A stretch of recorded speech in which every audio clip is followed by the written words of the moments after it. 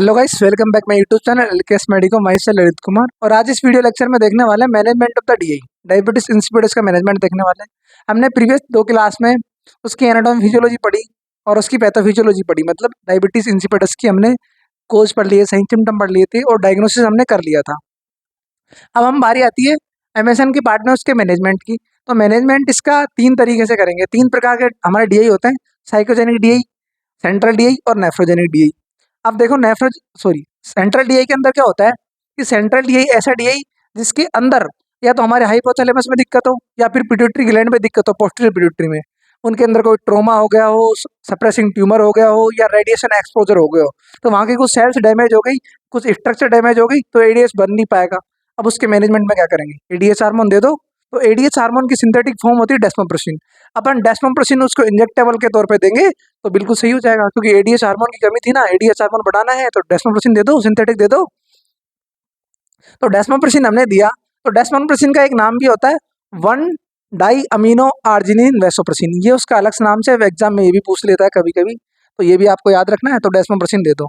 अब डेस्मोप्रेसिन को देते कैसे हैं, 2 रूट से देते हैं, नेजल स्प्रे कर दो या इंजेक्टेबल के तौर पे दे दो।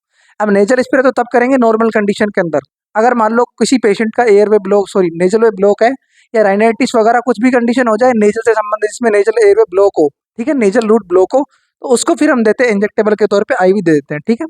आपको क्वेश्चन भी पूछा गया कि एक पेशेंट राइनाइटिस का है और उससे हम सेंट्रल डीआई की थेरेपी दे रहे थे, रूट कौन सा प्रेफर करोगे? तो राइनाइटिस के अंदर भैया नेजल रूट ब्लॉक है तो आप किसको प्रेफर करोगे? आईवी रूट को, दैट्स क्लियर। और इसका बेड टाइम अपन देते क्या, मैं कौन से टाइम पे देतेंगे? अब देखो, सुबह अगर डायबिटीज दे दिए तो सारे दिन यूरिन आउटपुट जाएगा नहीं, तो ऐसा कोई मतलब ही नहीं है, ठीक है। क्योंकि दिन में तो इंसान जगता रहता है, तो वो ऐसा कोई कंडीशन करवाने की जरूरत नहीं है। लेकिन आप अगर रात में बार बार टॉयलेट जा रहा है, उसकी स्लीपिंग हैबिट्स डिस्टर्ब हो रही है, तो हम उसे इसलिए डेस्मोप्रेसिन को बेड टाइम प्रेफर करते हैं। रात को सोते समय 10 बजे 2 स्प्रे नेजल के लगा लो, डीआई सेंट्रल डीआई हो जाएगा, ठीक है, दैट्स क्लियर। लेकिन होना चाहिए सेंट्रल डीआई। नेफ्रोजेनिक डीआई में दवाई काम नहीं करेगी, क्योंकि उसमें हार्मोन तो बनता है, रिसेप्टर डैमेज होते हैं, उनमें तो रिसेप्टर को प्रिपेयर करो आप, ठीक है। Management of the nephrogenic DI. अब नेफ्रोजेनिक डीआई होता क्या है, पहले तो सुनो। नेफ्रोजेनिक डीआई में जब भी किडनी के अंदर जो रिसेप्टर होते हैं, डीसीटी और सीटी पे जो रिसेप्टर होते हैं, एडीएस हार्मोन के डैमेज हो जाते हैं। और रिसेप्टर डैमेज हो गए तो भैया हार्मोन कितना ही बने कोई फर्क नहीं पड़ेगा, क्योंकि रिसेप्टर डैमेज है, काम नहीं करेगा। हमारे तो रिसेप्टर की लोग सिद्धांत पे काम करते हैं, जिसके रिसेप्टर वहां होंगे वही काम करेगा। अब एडीएच के रिसेप्टर सीटी और डीसीटी पे करते हैं, तो ऐसा नहीं ब्रेन में काम कर लेगा, ब्लड वेसल्स पे काम करेगा, ऐसा नहीं है। ये सिर्फ वही काम करता है, ये हार्मोन आएगा वहाँ रिसेप्टर ढूंढेगा और वहाँ पे काम करेगा। तो ये हार्मोन अब क्या करेगा, आपने ऐसी दवाई दे जो रिसेप्टर को करे रिसेप्टर को करे मजबूत या प्रमोट प्रमोट या प्रिपेयर प्रिपेयर करे, ठीक है।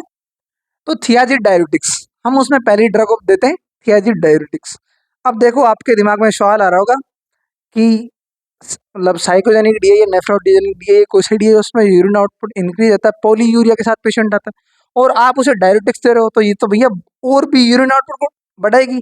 अब पॉलीयूरिया तो हो रहा है, 3000 ml तो बाहर निकाल रहा है, 3000 से ज्यादा बाहर निकालेगा तो मर जाएगा पेशेंट। लेकिन ऐसा कुछ भी नहीं है। ये एक स्टडी में पाया गया था कि जो हमारी थियाजिड डायरेटिक्स होती है पैराडॉक्सिकल इफेक्ट दिखाती है। अगर नेफ्रोजेनिक डीआई में उसे देंगे तो पैराडॉक्सिकल इफेक्ट दिखाएगी। पैराडॉक्सिकल इफेक्ट का मतलब ये होता है कि उल्टे इफेक्ट दिखाएगी। डायरेटिक्स का मतलब होता है यूरिन के आउटपुट को बढ़ाना, लेकिन यहाँ तो बढ़ा हुआ पहले से ही, अपन को कम करवाना है। कम करवाना है तो इसके पैराडॉक्सिकल इफेक्ट होते हैं। ड्रग आपको याद रखनी पड़ेगी, और ये अपवाद के तौर पे है, एक्सेप्शन के तौर पे ड्रग है कि थियाजिड डायरेटिक्स हरदम हमेरा पैराडॉक्सिकल इफेक्ट दर्शाती है, ठीक है। तो हमारे पोलीयूरिया की कंडीशन को ट्रीट कर सकती है। क्लोरप्रोपामाइड, ये एक सल्फोन यूरिलेज ग्रुप की एक एंटीबायोटिक है, जो हमारे रिसेप्टर को प्रिपेयर करती है, ठीक है, या उनको मजबूत बनाती है या उनको बिल्डअप करती है, ठीक है।